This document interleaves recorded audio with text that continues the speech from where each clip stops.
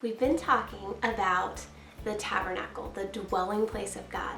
The word in the Hebrew is mishkan, and it literally means a dwelling place. This was supposed to be the place where God lived, where he dwelled with his people. That's literally what the word means. Really neat. So we've been talking about the pieces of furniture that were inside the tabernacle, and now today we're going to talk about the tent itself, the pieces that made up this mishkan, this dwelling place. The dwelling place of God was actually made up of 4 tents. We call it a tent, but it was actually 4 different pieces of tent, okay? And it had some boards that it connected. We'll talk about that in a minute. But these 4 different tents, they signify or picture God's throne. Anytime in scripture you see God's throne, in Revelation, in Ezekiel, you see these living creatures, and they each have 4 faces. They have the face of a man, the face of an ox, the face of a lion, and the face of an eagle. So it's kind of like signifying the 4 faces of God, okay? They represent the 4 gospels. Again, it's basically talking about Jesus's, the different facets of Jesus, his different roles. He became the sinless man, right, in Luke. That's what Luke talks about. He's the king. In Matthew, it talks about his kingship. In Mark really focuses on his servant, the suffering servant. That's the ox. And then you have John, which focuses on his deity. That's the eagle, the soaring high, right? Really kind of interesting that those same 4 pictures are used as the standards of the 4 camps of Israel. And just so that I don't get it wrong, the lion represented Judah, and they camped on the east. The ox represented Ephraim, and they camped on the west. And the man represented Reuben, and they camped on the south. And the eagle represented Dan, and they camped on the north. So as the Israelites were camping out here in the desert, they symbolized the throne of God around this tabernacle. Really, really interesting. And I believe those 4 tents, again, is just another picture of the 4 facets, or the throne of God. This is where God is, right? It was should have been very obvious to the people that were surrounding it. The first set that we're going to talk about is the inner set. So this set was made of 4 things. It was made of white, fine, twisted linen, okay, and that was the base of it. And then woven into this linen were pictures of cherubim, angels, and they were woven in the colors blue, purple, and scarlet. So, really neat. So you would have this beautiful white, gorgeous, perfect, pure linen, and then this beautiful tapestry of angels all over the walls and ceiling of this tent. I can imagine it would have been absolutely gorgeous. The 4 colors are representative of, first of all, the white is righteousness. It represents purity, perfection, right? Jesus, of course, perfection. He is righteous. He's the only one who is righteous, right? Perfect and pure. So Jesus is that white linen. And then the blue color represents his divinity. It represents his godhood. It speaks of heaven, his dwelling, in heaven. And then we have white linen, blue, and purple. Purple is the color of royalty, a very difficult dye to obtain. Came from mollusk shells often, and there were some other places that they got it, but that was one of the ways that they derived that dye. It was an expensive dye, and that's why it's a royalty color, because not everybody could afford it. In fact, usually it was only the royalty that could afford purple robes and purple things. And then you have the scarlet. Again, scarlet is indicative of blood. It's a blood red color. And in fact, the word in the Hebrew in Exodus 26, when it says scarlet yarn, it's actually the word tola.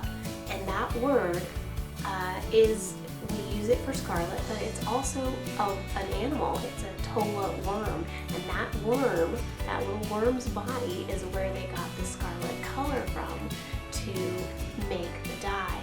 And if you're interested about the tola worm, I've got a whole nother video on my site. Go and check it out if you want some more details about the tola worm, because that's a really neat thing. So anyway, here we've got the blue, divinity, the purple, the royalty of Christ, and then we have scarlet, the blood of Christ, and the linen, his righteousness. Beautiful, gorgeous. I think it would have been amazing to walk into that tent. You wouldn't have seen it from the outside. You could only see it from the inside of the tent. That was the only thing that you would have seen, was this beautiful white linen tapestry that was woven. Gorgeous, gorgeous, gorgeous. There's also a little side note. The 4 different colors correspond to the 4 Gospels, because in the 4 Gospels there's some really interesting things, how each one pictures Christ in a slightly different way, right? You get this different facet of Jesus Christ. There are four facets that we kind of get to vision Jesus as. Matthew speaks of him as king over and over and over again. You're going to see that Matthew kind of focused on Jesus's kingship, right?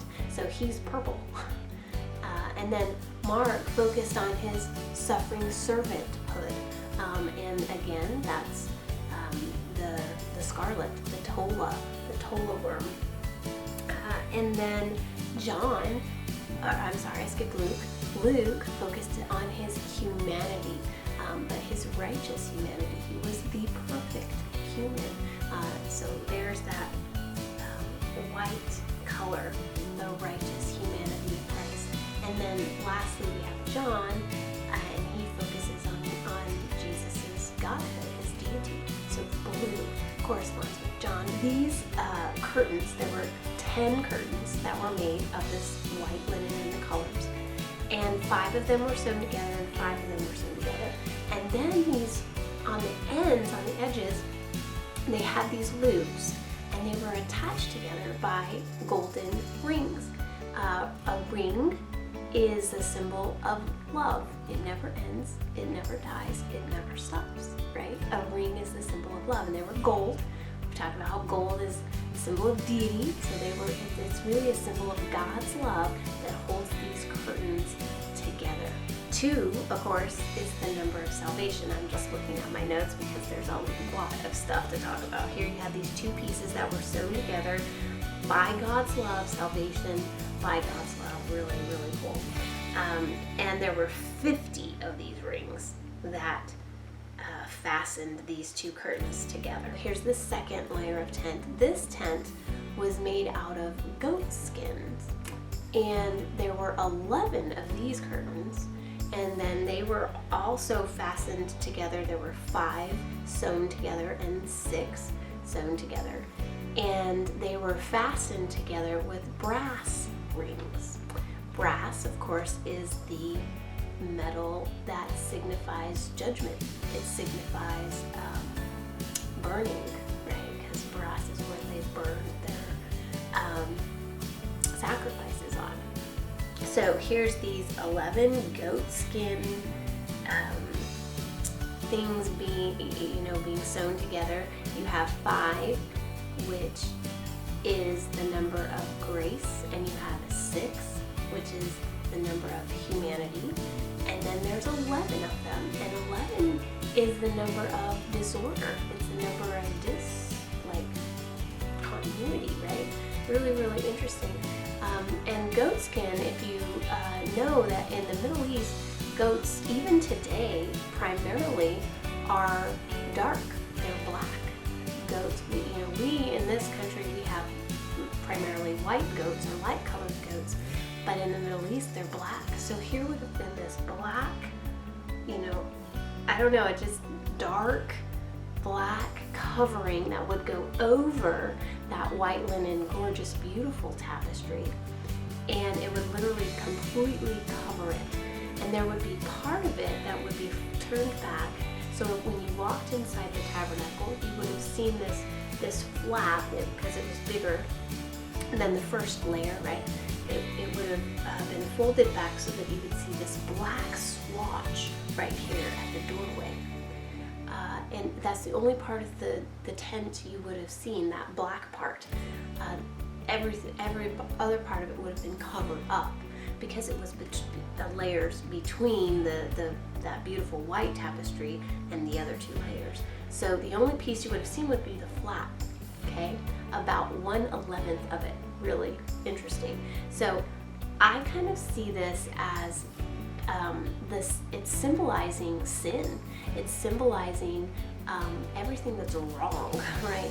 And Jesus literally became sin. He became that dark colored goat skin. He became human, and because of his grace, he turned into a disorder. He turned into sin. He became sin for our sake. I think that's really, really neat.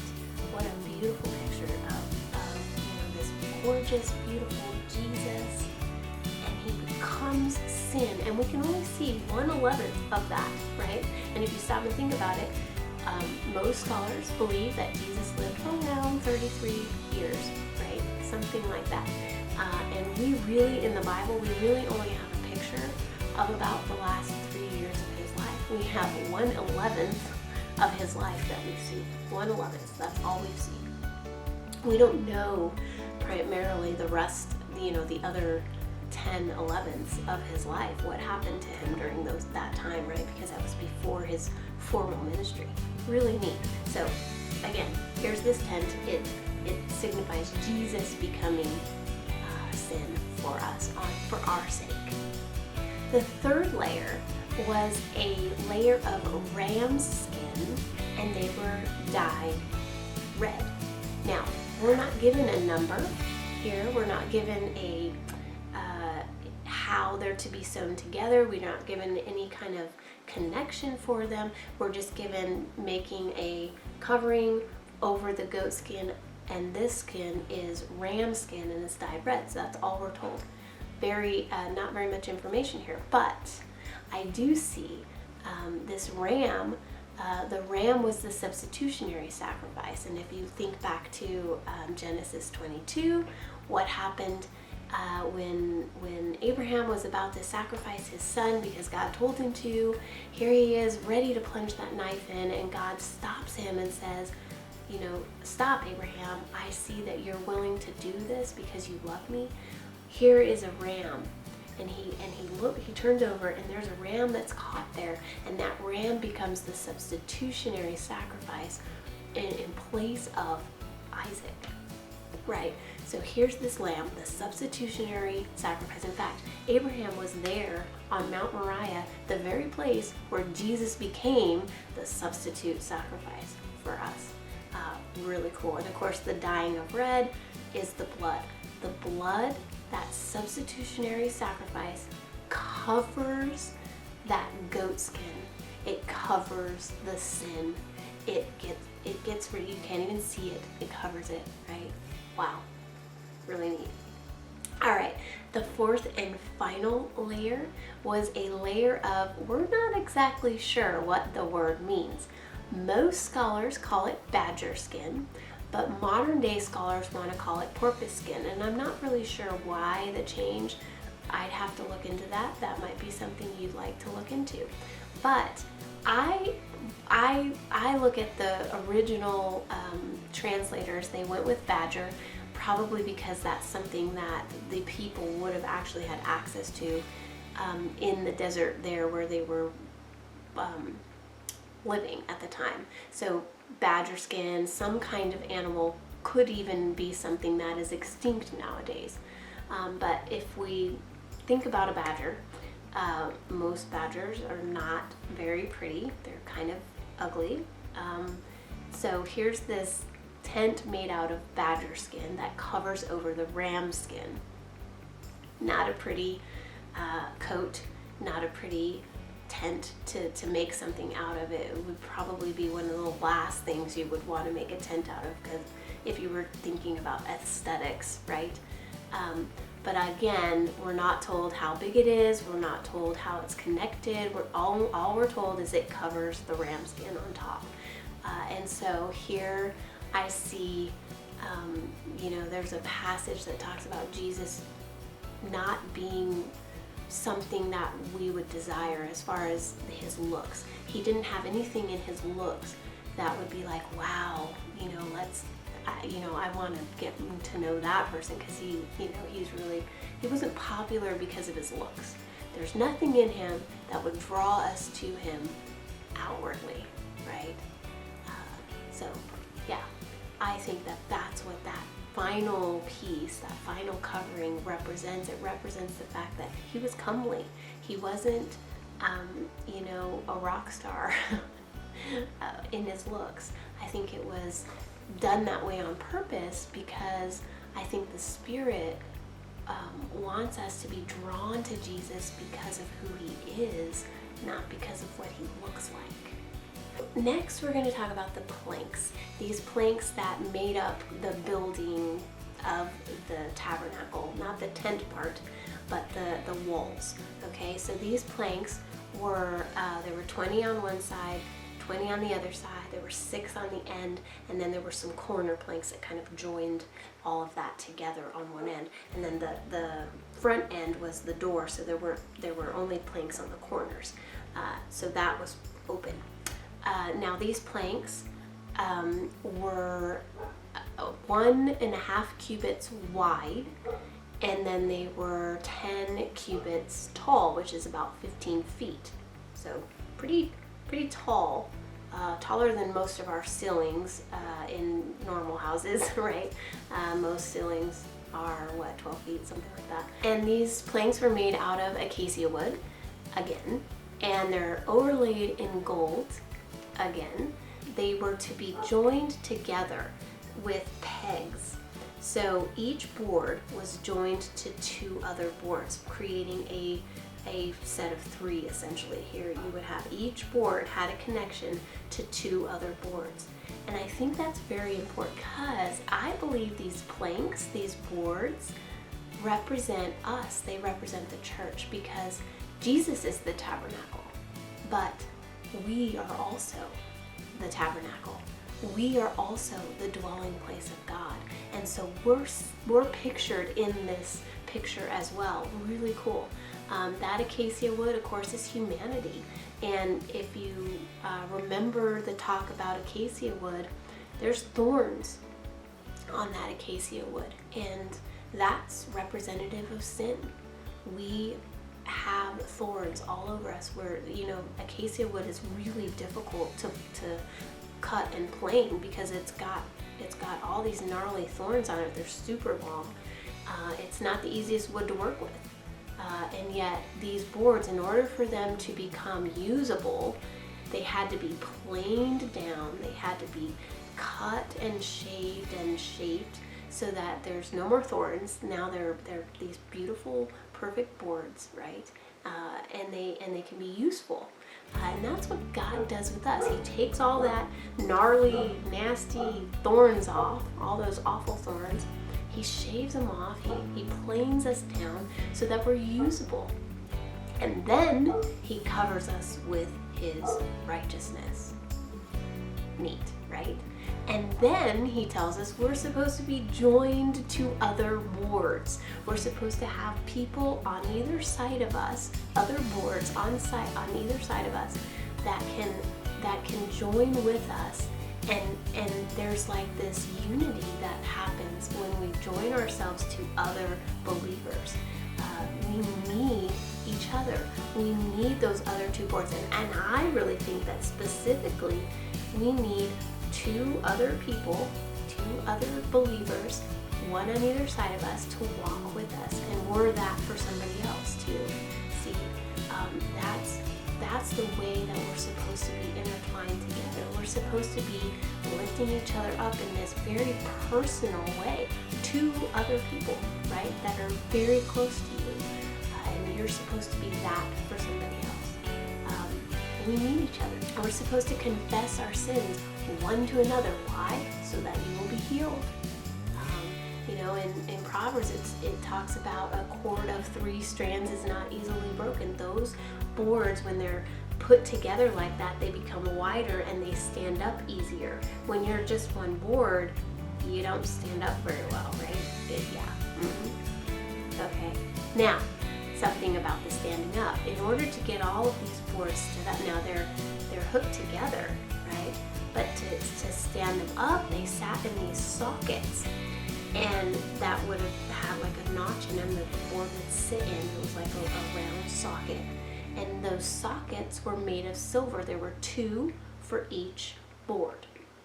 For each board, there's 2 sockets. Again, 2 is the number of salvation, and these sockets were made out of silver. Silver is the number of salvation or redemption. Again, it signifies the blood, the redemption. So this entire building rested on the redemption of Christ, the silver sockets. And in order for it to stand up, it had to have that. Really, really cool, isn't it? Now, one more thing that these boards had. They were supposed to be also tied together, not only tied together with pegs together, but they were also to be, in order to keep them straight, so that they didn't go wobbling like this, right? So that your wall was straight. They had these rods or other boards that were like braces on the back of them. And you want to know how many there were? 5. Really, really neat, because in Ephesians chapter 5, we're told that God gave to the church, He gave them apostles, He gave them evangelists, He gave them prophets, He gave them pastors, and He gave them teachers. And the reason He gave those 5 different offices to the church was so that they would become mature, so that they would keep in line with each other, so that they would keep in line with Him, so that they would mature, right? So not only do we need each other, we need some close buddies, right? It's like the buddy system, if you were a Boy Scout buddy system. We need that, but we also, because we could still fall over very easily without that, right? We gotta have our sockets, we gotta have salvation, and we've gotta have those bars on the back that keep us going straight. Wow, really cool. And I think, and that's God's plan. That's the way He set it up. Isn't that really cool? I think it's so neat. So here's this really interesting building. You know, it's got all these different elements. Again, it's representative of Christ, and it's representative of us, His church. We are His tabernacle. We are His dwelling place. So go with God this week. We'll talk to you next time.